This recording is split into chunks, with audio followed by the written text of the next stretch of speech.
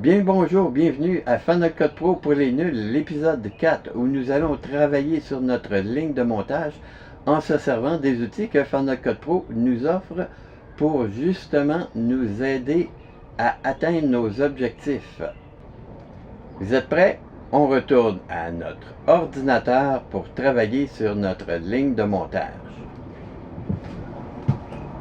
On va se servir à présent de d'autres lélagueurs ou le réglage de sélection.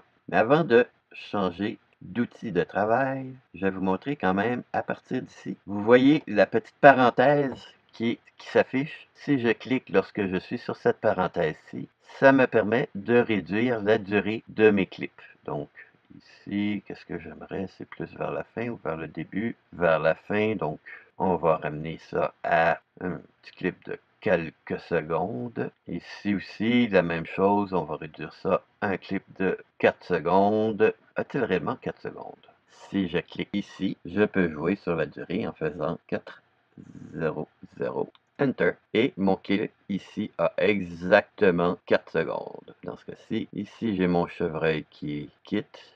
Je peux peut-être le raccourcir un peu. Comme vous voyez dans ma fenêtre de visualisation, j'ai le début et la fin du clip parce que je pourrais aller soit dans une direction ou une autre.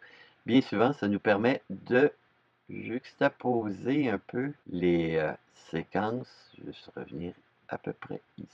Un enchaîné qui semblerait presque naturel. Si je le fais jouer, j'ai mon cerf, mon autre cerf ici, il broute et il saute pour aller se nourrir avec ses autres collègues. Bien entendu, une fois qu'il s'est nourri avec ses autres collègues, il cherche l'humain pour avoir un supplément de vitamines. Je vais le réduire.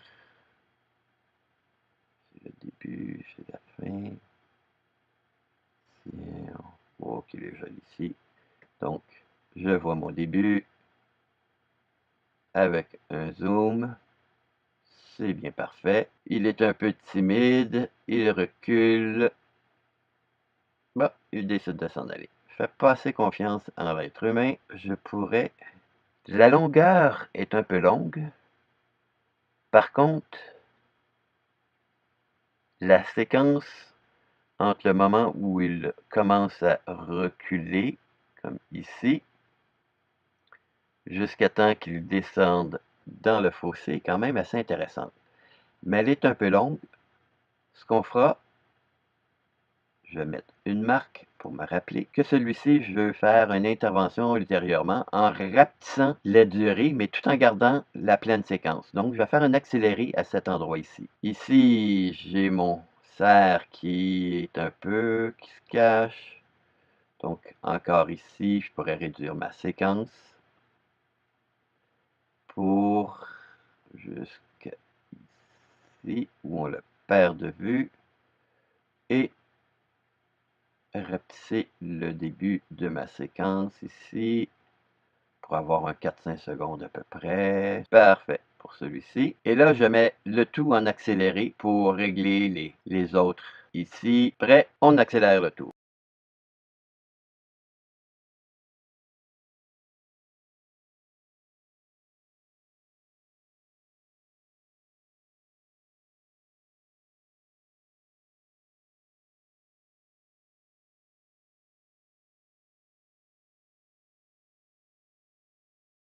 Bon, on revient en vitesse normale.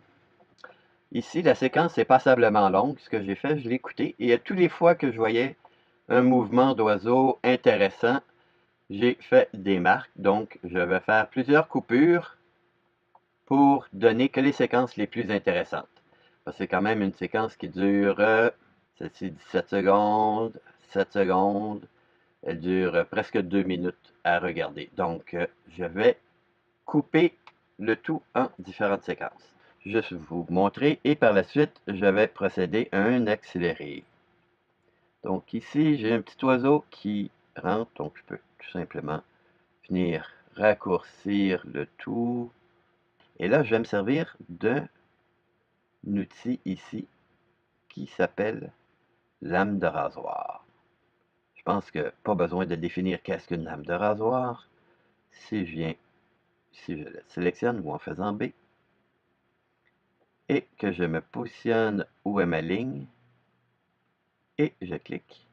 Il vient tout simplement de couper la séquence en faisant la touche A, ce qui me permet de déplacer mon curseur à la prochaine séquence.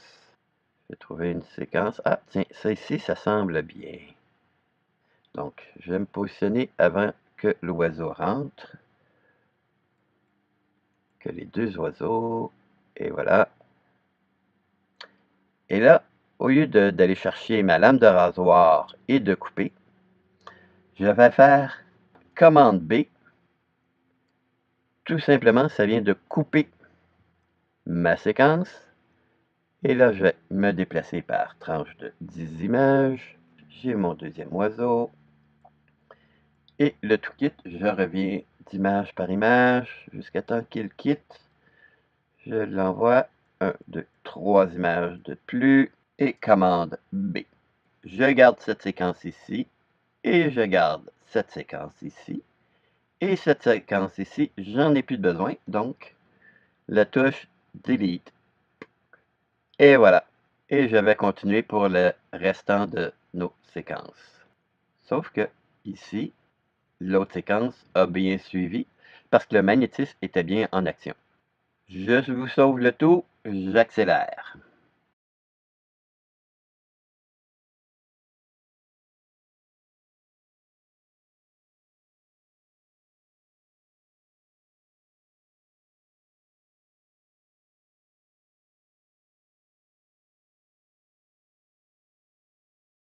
Parfait. Et là, je vais enlever tout simplement mes marqueurs, les 4 que j'ai ici. Clic droit ou double doigt sur le trackpad, supprimer. La même chose. Et ainsi de suite. Si je regarde ma séquence, c'est une séquence qui serait beaucoup plus rapide. J'ai mes oiseaux qui rentrent, qui sortent, qui voltigent. Donc on voit qu'il y a passablement d'action. Si vous remarquez aussi, je profite des coupures lorsque il n'y a pas d'oiseaux. Donc ça semble être beaucoup plus actif comme activité. Ici, on va tout simplement couper le tout jusqu'à ce qu'il y ait un moment intéressant. Il n'y en a pas tellement. Donc je continue à partir d'ici. Que cette séquence-ci, je vais la garder. Et ici, j'ai passablement d'activité. Je vais faire une marque. On l'écoute. Et intéressant. Une deuxième marque. Et à partir d'ici, plus rien d'intéressant. On va rapetisser le tout pour le moment. On va se servir d'un autre outil qui s'appelle plage de sélection. En le sélectionnant, trouve l'endroit que j'aimerais sélectionner. Clique ici. Je laisse le tout enfoncé et je vais chercher l'autre séquence de l'autre côté de l'arbre où on les voit un peu mieux ici. Je relâche. Et voyez, j'ai un cube que je peux aussi déplacer à volonté si je veux par la suite. Donc, j'ai cette portion de séquence de sélectionner. En faisant delete, que se passe-t-il? Il vient tout simplement d'enlever la portion que je ne voulais pas avoir sur ma ligne de montage. Donc, si je fais play, passablement bien pour le moment. J'ai une portion ici qui est passablement intéressante. Je vais sélectionner à partir d'ici et revenir un peu ici. Je reviens à mon outil de base qui est A, la main ou la flèche plutôt, et j'essaie de retrouver la séquence que je veux. On va tout simplement la faire jouer. Ça va être beaucoup plus simple de cette manière-là.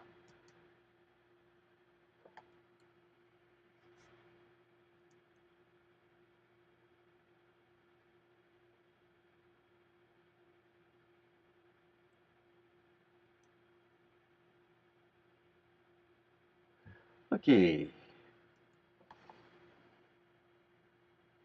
Donc ici, entre ces deux sections-ci, je vais jouer image par image, commande B. Je reviens image par image et l'oiseau quitte. J'en rajoute quelques images de plus. Tiens, on va dire jusqu'à 18. Commande B. Je vais faire la même chose ici. Je reviens de quelques images. Commande B. Je me redéplace pour revenir au début du plan. Flèche vers le haut. Je vais faire jouer par tranche, image par image, jusqu'à temps que j'ai mon oiseau qui quitte l'image. Commande B. Je vais enlever mes points de repère Bon, on a un petit peu de difficulté à voir, vu que c'est des séquences qui sont très courtes, leur emplacement. Plusieurs choix s'offrent à moi, dont celui-ci, Zoom. Si je clique Zoom et que je viens cliquer à l'endroit que je veux, il agrandit mes séquences à volonté. Donc j'en ai une ici et j'en ai une autre ici. Ou l'autre manière serait commande plus ou commande moins. Donc si je fais commande moins, je rapetisse. Si je fais commande plus, j'agrandis. Voici une deuxième manière. Je reviens à ma flèche. Ou encore, en variant ici la longueur de mes clés. Celui-ci avec celui-ci, je vais les mettre au ralenti. Donc, je vais ralentir ces deux séquences. Mais pourquoi que je garderai la séquence ici du centre? On va l'enlever tout simplement. La dernière est plus intéressante aussi. Je l'enlève. Ces deux séquences, donc je peux les choisir de cette manière-là aussi. Je vais jouer sur la durée de ces séquences. Est-ce que je veux accélérer? Déjà que c'est des oiseaux qui vont super vite, surtout pas, que je vais les ralentir. On va voir 50 fois qu'est-ce que ça donne. Et même à 50 fois, ça reste des oiseaux qui sont hyper rapides. Possibilité de varier la durée, ralentir un autre 50%, ou beaucoup plus simple, en venant cliquant ici sur la petite ligne, j'étire, j'amène ça à 20%. Qu'est-ce que ça va nous donner? Est-ce que c'est trop ou pas assez? Et on fait jouer le clip. Beaucoup plus intéressant. Par contre, je peux couper un peu d'image du début. Parfait. Donc, ça ne sert à rien d'avoir des images en trop. Ah, intéressant comme mouvement. Tiens, on va aller à 10%, voir ce que ça donne comme ralenti. Et on voit un super ralenti de mes oiseaux. Et voilà. Donc, ma séquence passe d'une vitesse normale à un super ralenti. Et je vais faire la même chose au suivant. C'est un clip qui dure quoi? 5 secondes. Celui-ci, 2. On pourrait faire la même chose, le ramener à 10%. Puis on va le ramener à 5%. Où est-ce que je pourrais sélectionner un pourcentage? Personnaliser. Et si je lui donnerais 5%? 5%. Enter. Et là, je suis à 5% de ma vitesse. Qu'est-ce que ça donne? Ralenti.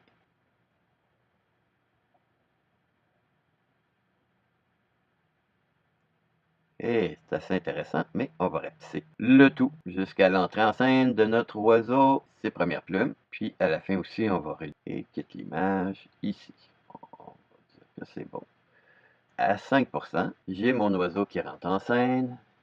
C'est presque du image sur image. Voici un super ralenti lorsqu'on a filmé à 120 images secondes. À savoir, pour avoir quand même un détail ici, lors de la prise de vue, j'étais à une vitesse d'obturation de 1/2 millième pour avoir ce phénomène-là. Sinon, j'aurais eu un flou, tout simplement, parce que la vitesse d'obturation n'aurait pas été assez rapide. C'est des connaissances de base en photographie qu'il faut posséder lorsqu'on fait des super ralentis comme celui-ci. Lui ici, on voit que je bouge. Ce que je vais faire, je vais tout simplement stabiliser l'image. Et je viens ici, je sélectionne, je pourrais recadrer distorsion et stabiliser. Donc, c'est bien ce que je veux faire, stabiliser le tout en cliquant. Il active la recherche des mouvements. Bien entendu, je lui ai donné passablement d'ouvrage et ça me permet d'enlever un peu le temps de tremblement. Je choisis ma séquence.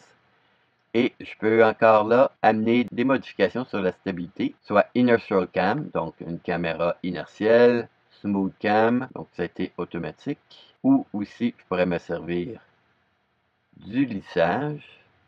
Si vous remarquez, il zoome un peu plus à l'intérieur pour amener cette stabilité. Mais ce qui peut être trompeur, c'est que le vent fait bouger l'arbre. Donc si je lui donne le mode trépied, on va voir ce que ça donne. Et là,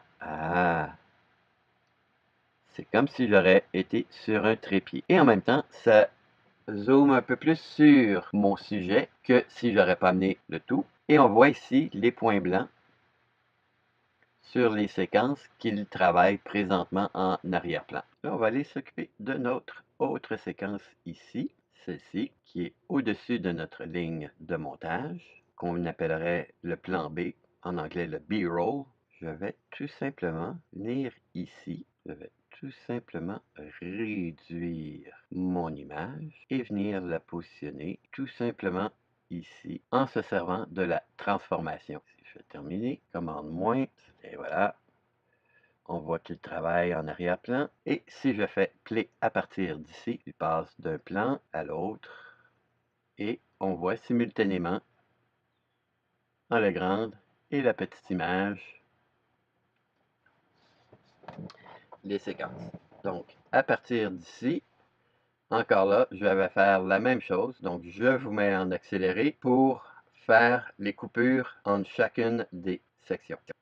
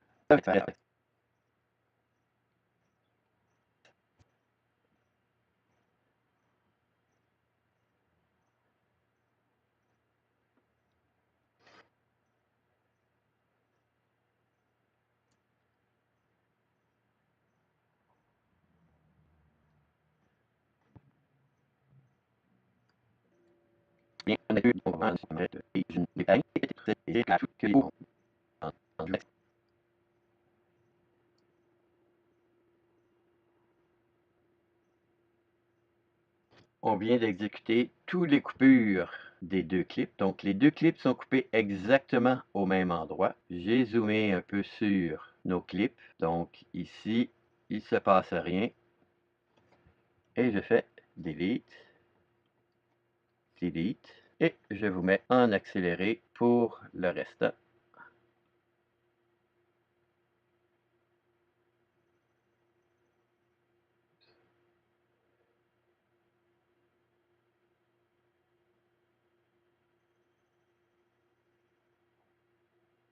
Si je delete ceci,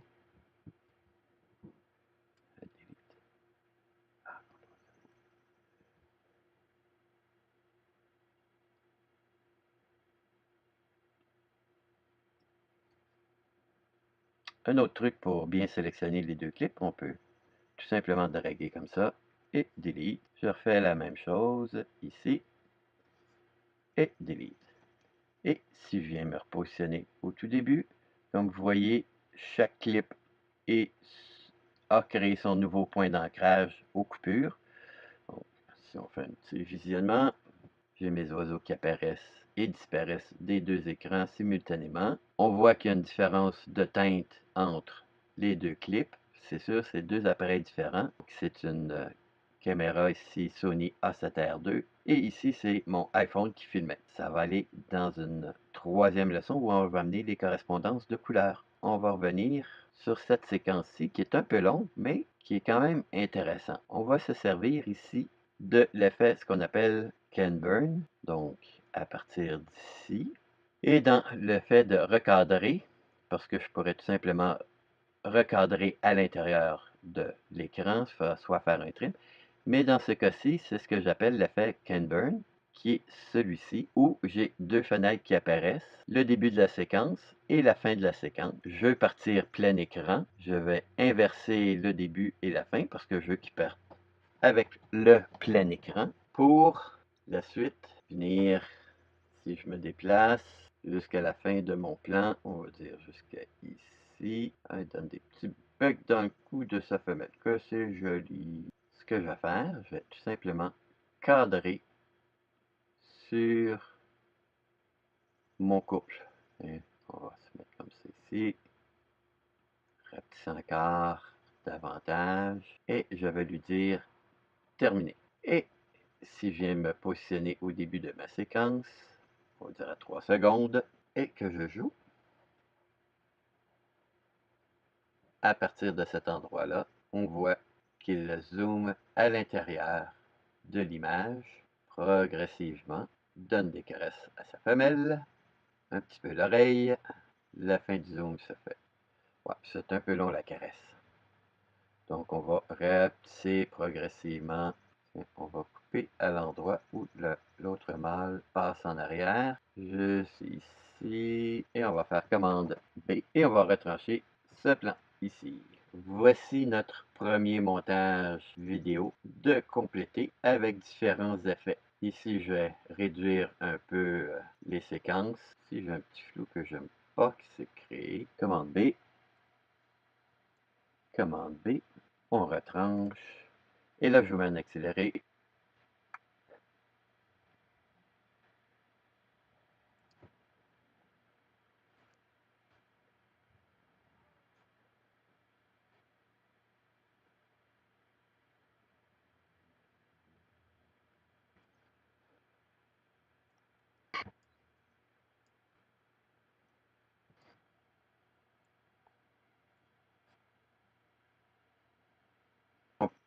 Et j'ai complété la coupure et l'élagage des plans qui étaient indésirables pour avoir une suivi un petit peu plus intéressante au niveau des séquences. Et ceci met fin à notre premier montage de Final Cut Pro. On a une durée ici de 6 minutes. Ceci met fin à notre épisode numéro 4 de Final Cut Pro pour les nuls sur le travail de la ligne de montage. Comme vous voyez, il y a beaucoup d'outils et ça commence à prendre forme notre petite vidéo sur nos amis du parc. En épisode 5, nous allons travailler encore sur notre ligne de montage pour insérer des plans audio, des bruits sonores. Je pense que vous les entendez déjà, les bruits sonores, nos oiseaux. Oui, en tout cas. On voit ça à la prochaine épisode. Plaisir. Et souvenez-vous, c'est une autre belle journée sous le soleil du paradis. À la prochaine.